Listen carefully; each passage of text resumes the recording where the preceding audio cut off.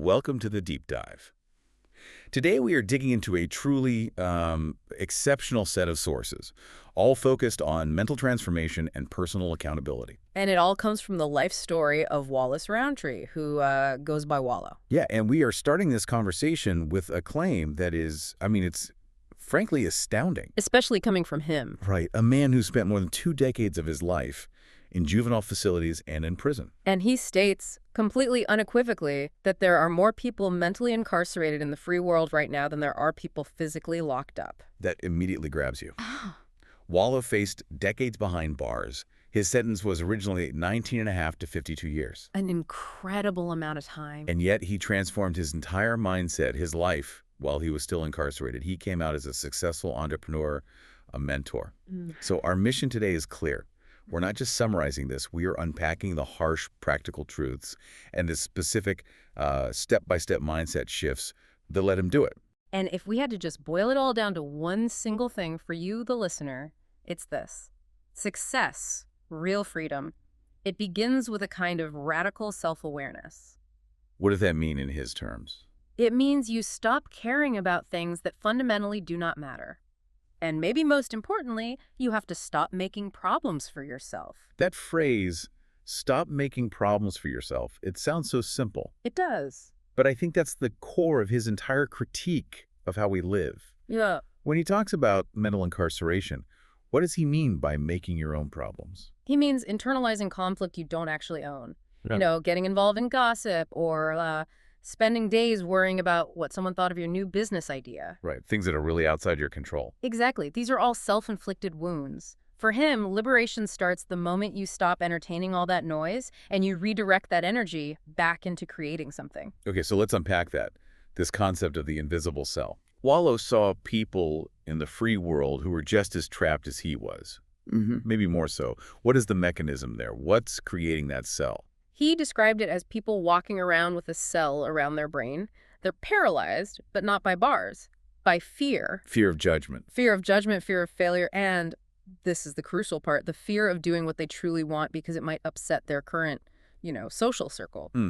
So that fear leads to stagnation. Right. Staying in bad relationships, not going for the promotion. You don't take the risk because criticism feels, it feels too high stakes. And what makes his story so powerful is that his own epiphany happened in a literal cell. Yes. He had this profound, gut-punching moment looking in a mirror. And he realized he was doing time because he was chasing an identity that wasn't even his. He literally thought, damn, you and you're doing all this time for being somebody you're not. That's the critical realization, isn't it? Yeah. He was physically in prison, yes. But the reason he got there was mental. It was a mindset problem. How so? Well, growing up in inner city Philly, he saw that the criminal, the drug dealer, that was the person who got all the attention. The fancy cars, the women, the perceived respect. So he internalized that message. Completely. He felt he had to steal the American dream because in his world, that was the only path he could see to getting that validation. So the crime wasn't about some authentic attraction to violence. It was about chasing acceptance. It was about chasing a vision of cool that his community showed him. It's the ultimate pursuit of a false self. And he connects that directly to today, specifically with social media. Oh, absolutely. He sees this pervasive emulation. People aren't trying to be different. They're trying to conform. Same clothes, same filtered look, same talking points. They're chasing a trend. A trend that often goes against their own values or even their own financial stability. And that's the real trap. Being locked into an idea of what they think they should be based off of somebody else. Exactly. If your self-worth is totally dependent on what other people think, whether it's drug dealers on a corner or followers online, you've given up your independent thought. You're caged. You're truly caged. You spend your life curating this public version of you, constantly checking if you're meeting someone else's expectations. And all that effort, Wallo says, is wasted energy. So if conformity is the problem, the solution has to be radical self-ownership. And this brings us to his idea of the F it button, a switch you flip to shut down all that external noise. How do you do that? It's just pure, uncompromising self-ownership. His rule is simple but so powerful. If someone dislikes you or judges you or says negative things about you, that's none of your business. That's their business. It's their business. Those thoughts, those opinions, they belong to them. They're the ones carrying that weight. Isn't that a bit reductive? Is he saying you should just ignore everyone, even people who care about you? No, he's very specific. He's talking about the external noise, the critics, the gossips, the people whose validation you crave, but who add nothing to your journey. Okay. He argues that when you waste energy trying to defend yourself or get their approval, you are literally minding their business. You are inviting their negativity into your headspace. And that's where that great quote comes in.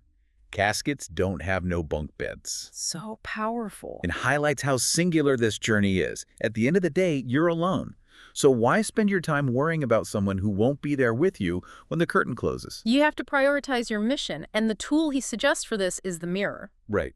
But he says most people use it wrong. Totally wrong. They use it for vanity or for compliance. They're checking to see if they'll be accepted. I don't think the people at work are going to like my new look. He calls that being pimped by people future perceptions. Yes.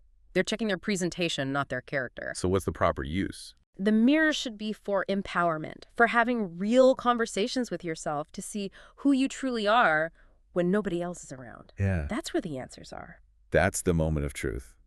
When you stop running. And the discipline for that self-honesty must have been just immense, which leads right into how he redefined his environment.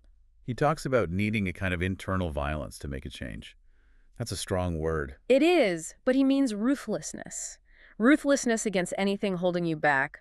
That F them attitude isn't just for critics. It's for yourself, too. It's for your own self-sabotage, your comfortable toxic relationships, your bad habits. It's the discipline of saying no to others so you can finally say yes to yourself. And once he found that internal resolve, he completely reframed his physical prison. He didn't see walls anymore. He defined it as an educational investment. I'm not in jail. I'm in Yale. I'm not in prison. I'm in Princeton. He treated his sentence like a degree program, paid for with his time, not student loans. And this is maybe the most valuable part of his story for the listener. The curriculum he designed for himself. He knew knowledge was currency. He wasn't just passively reading. No, he was actively hunting for information that would make him profitable, make him relevant when he got out. Which is so forward-thinking. So let's get into that curriculum, because it was so specific. He became, of all things, addicted to commercials. Right, but he wasn't just watching them. He was studying them. He was studying how companies outsource their marketing. And it started with something really simple, didn't it? Yeah, a simple deception. He realized the Big Mac on the ad never looked like the Big Mac in the box. Oh. And that led to this epiphany about the gap between promise and product. So he started reading everything on marketing he could get his hands on. Books like Damn Good Advice. He was reverse engineering the psychology of capitalism from a prison cell. Pretty much. Yeah. But he also knew he needed to expand his worldview beyond Philly, beyond prison. And his passport for that came from television. Anthony Bourdain. Anthony Bourdain. He watched Parts Unknown and No Reservations obsessively. Bourdain, who had his own struggles, became Wallow's mentor through the screen. What did Bourdain teach him? Bourdain showed him that the world is your playground and that people, places, and things are waiting for your arrival. That's a huge shift from his background. Huge. Wallow came from a very restricted world. Bourdain showed him you could explore other cultures, talk to anyone, and never lose your own authenticity. It showed him the world was open to him. But prison is a tough environment. It's noisy, it's negative. How did he maintain that focus for years? He had to be incredibly strategic. The key tactic was just refusing to be stuck in time. Right. He knew he couldn't walk out in 2020 thinking it was still 1999.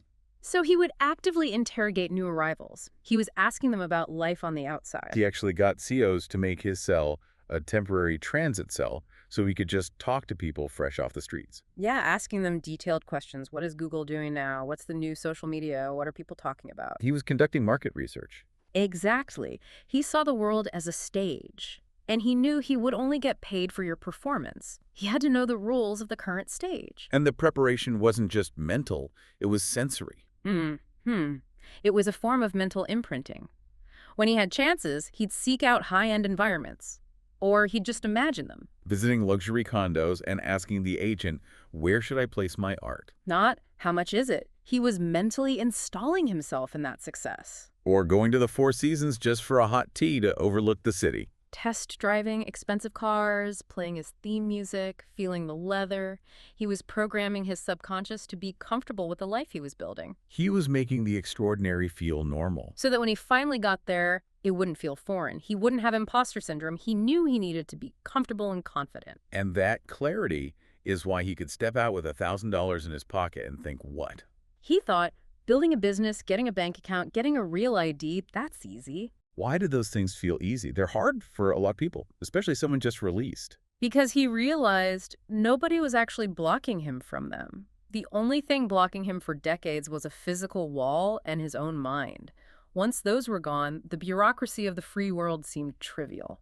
Let's shift to the motivation that keeps this going. Mhm. It's bigger than just him. He talks about his purpose being to secure the futures of the family members I won't be living to meet. This is where it goes from personal gain to generational duty. He knows not everyone in his bloodline will have his drive, so he's building a foundation. Strengthening the entire last name. So his great-great-grandchildren can start from a position of advantage, not deficit. It connects back to that tombstone metaphor he uses. He wants the music playing when he's gone because he left it all up here. Right. The only thing that matters is the dash between the start and end dates, and he wants that dash to be full. And maybe the most profound act of self-liberation in all of this is forgiveness. Yes. Specifically, forgiving the person who killed his brother, Stephen Keith Peoples. Which is just immense. In his community, he says, the expectation is revenge is God, get back is God. It's an ego-driven cycle of violence. He actively chose to break it. Why? His decision wasn't for the killer, it was for himself. He said forgiveness helped him breathe. He realized carrying all that anger and need for revenge, it takes so much energy. And it overshadows the good memories. Exactly. The rage supersedes the love for the person you lost. So that anger, that need for retribution, it's just another mental prison. By forgiving, he created space for his brother's memory to live on through his own positive actions. It's the ultimate act of self-preservation. You free up all that psychological energy to build the life you planned for back in Princeton. So if we synthesize all this for our listener, what is the ultimate strategy for liberation? It really boils down to relentless self-prioritization. The mantra is basically, say yes to you, no to them. You have to be your own strongest advocate. And that crucial insight he had, strangers make you rich. Yes. Stop worrying about friends or family who don't get it. They aren't your audience. Focus on the wider world that needs what you have to offer, your performance. Because the enemy is always the one you see in the mirror. Always. Wallow insists you are your own biggest hater, always talking yourself out of your best ideas. The solution isn't complicated, it's just to perform and win. So here's the final thought Wallow's story really leaves you with. He walked out of a literal prison with $1,000. And he knew that building his dream life was easy because no one was physically blocking him. So if nobody is blocking you from the tools you need, the computer in your pocket, the ability to research, the freedom to make a plan, then what invisible cell are you choosing to stay in? And when will you finally commit to the performance required to set yourself free? That choice to be incarcerated by fear is yours. But so is the power to unlock the door.